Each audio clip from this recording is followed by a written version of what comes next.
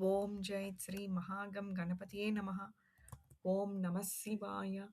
Today we will try to hear the slokas from Lord Sri Shivasahasranam Parayanam from 26 till 30 and learn them. The text of these slokas are given in the description below. ఇవాళ మనము శ్రీ శివసహస్ర పారాయణములోని 26 నుండి 30 శ్లోకముల వరకు విని నేర్చుకుందాము.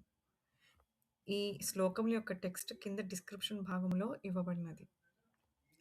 విష్ణు ప్రసాదితో యజ్ఞః సముద్రో బడబాముఖః హుతాసన సహాయశ్చ ప్రశాంతాత్మా హుతాసనః ఉగ్రతేజా మహాతేజా జన్యో విజయకాలవిత్ జ్యోతిషామయనం సిద్ధిః సర్వ విగ్రహ ఏవ చ సిఖీ ముండీ జటీ జ్వాలీ మూర్తిజో మూర్ధగో బలీ వేనవీ పనవీ తాళీ ఖలీ కాలకటంకటః నక్షత్ర విగ్రహమతిర్గుణబుద్ధిర్లయో గమః ప్రజాపతిర్విశ్వబాహుర్విభాగః సర్వగో ముఖః విమోచనః సుసరణో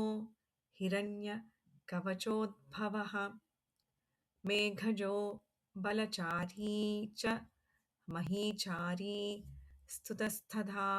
ఓం నమః శివాయ.